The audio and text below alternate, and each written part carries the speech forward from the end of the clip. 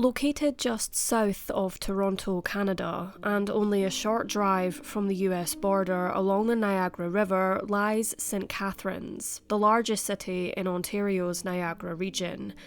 Often called the Garden City, it's celebrated for its abundance of parks, trails, and natural beauty, as well as its role as a hub for shipping and industry thanks to the Welland Canal.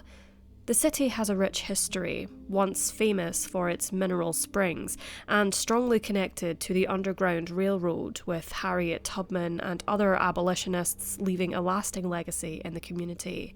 Today, St. Catharines is equally known for its cultural revival, with a growing art scene, a vibrant downtown, historic neighbourhoods like Port Dalhousie, and its central place in Niagara's wine country. In the summer of 2010, St. Catharines was shaken by a chilling and tragic incident that continues to haunt the local community. Born in 1933 to George Peter Gerry and Mary Rosalie Gerry, Livia Mary Beirnes grew into a woman remembered for her warmth, generosity of spirit, and elegant presence.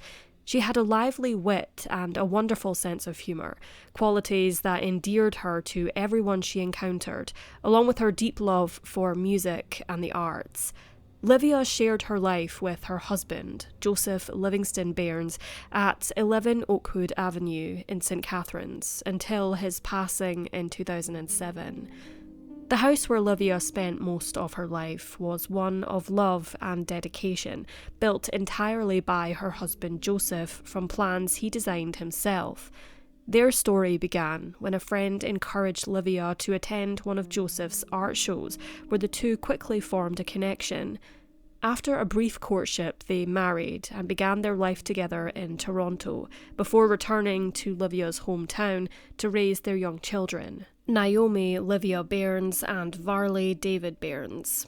They first purchased a modest house in Meriton, which they later tore down to replace with the home that would become the heart of their family life for decades. Family was central to Livia's life. She gave herself selflessly to those she loved. After retiring from her job at the post office in 1990, she devoted much of her time to caring for her parents, who lived nearby. When they later entered a nursing home on Pelham Road, she remained steadfast, visiting several times a week, taking 2 buses across town and often returning home with heavy bags of laundry she insisted on washing herself. Her devotion was tested further when Joseph was diagnosed with cancer, forcing her to divide her energy between his care and that of her aging parents. Joseph passed away in August 2007, and within the following year she also endured the loss of her mother and then her father. The years that followed were marked by quiet resilience, as Livia spent much of her time sorting through the belongings of her husband and parents, holding on to the memories of the 3 people who had meant the most to her.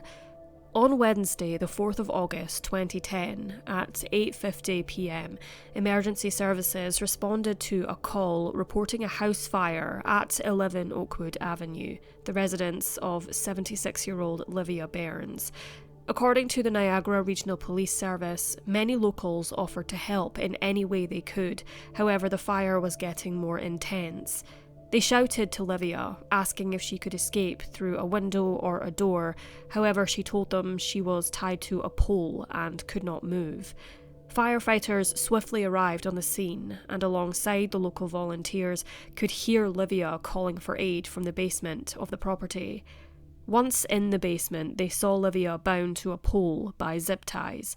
She was taken to hospital. However, sadly, the following day, she passed away from smoke inhalation. Police quickly launched a homicide investigation into Livia's death, treating the blaze as far more than just an accident. Detectives came to believe the fire had been deliberately set in an attempt to conceal a violent break-in and assault. The restraints used on Livia were identified as tie-wrap branded cable ties, measuring 34 centimetres with an internal metal locking mechanism. Because this particular type was not commonly available in retail stores and was more often found in industrial or electrical work, investigators suspected that their use pointed to a calculated and premeditated act. Other than the cable ties, no other evidence was publicly reported. A memorial service was held for Livia on August 31st at Frist Grantham United Church, where hundreds paid their respects. Reverend Mandy Nizer said that while speaking with Livia's children, quote, "It didn't take long to realise what a wonderful human being Livia was while she graced this earth."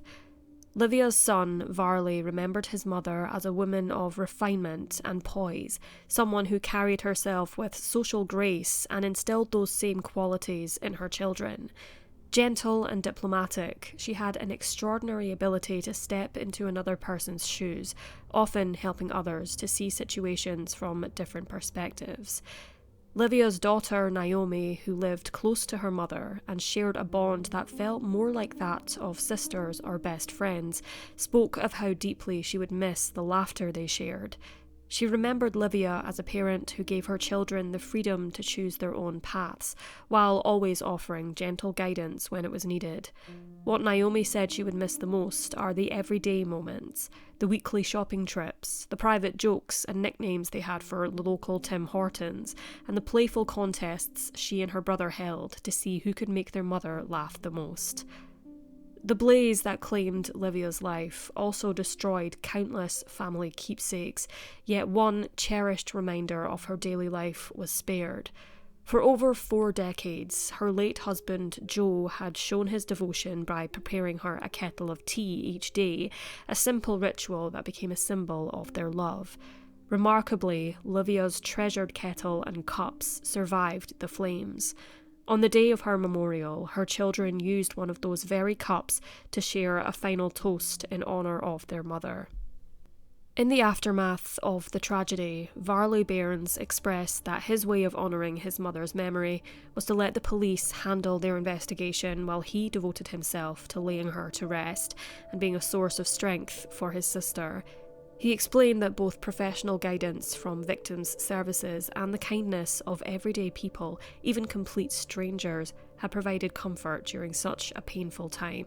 Quote, "The outpouring of love and support from everyone we come in contact with is a beautiful thing to see," he said.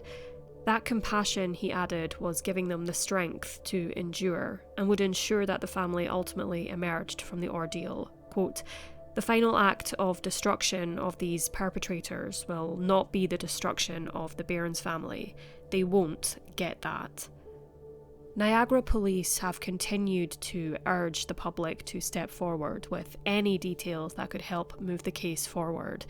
Investigators stress that they, quote, "believe that someone has information that will play a key role in bringing the person or persons responsible for this homicide to justice." Detective Sergeant Jamie Monroe stated, quote, "We received evidence back in 2010 and there are constantly enhancements in DNA evidence testing, so we're still working away at things." According to Niagara this week, investigators noted a troubling pattern of suspicious fires within a single block of Livia Beirnes' Oakwood Avenue home over a 2-year span, suggesting the possibility of a single perpetrator. The sequence began in May 2008 when a truck was set on fire in the driveway at number 8 Oakwood Avenue. The deadly fire at Livia's home followed in August 2010, and just 3 days later, a vacant house on 56 Hartsell Road was deliberately set ablaze. Fires continued in the area over the following year, with an unoccupied home at 15 Battersea Avenue extensively damaged on May 27, 2011, and another fire erupting near the rear of number 8 Oakwood Avenue on April 11, 2011, narrowly sparing a 25-year-old mother and her 2 young children. This series of incidents has heightened concerns about a possible serial arsonist operating in the neighbourhood. Authorities are appealing for anyone who may have seen something on the evening of August 4th, 2010 to come forward with information. Investigators have not determined whether Livia was specifically targeted. Police have never identified those responsible for Livia's tragic death, leaving the case unresolved for more than a decade. In August 2025, the Niagara Regional Police Service renewed its public appeal for information, emphasising their commitment to finding justice. To encourage new leads, authorities announced a reward of up to $50,000 for information that resulted in the arrest and conviction of the person or persons responsible. Anyone with knowledge that could assist the investigation is urged to contact Detective Sergeant Jamie Monroe at 905-688-4111.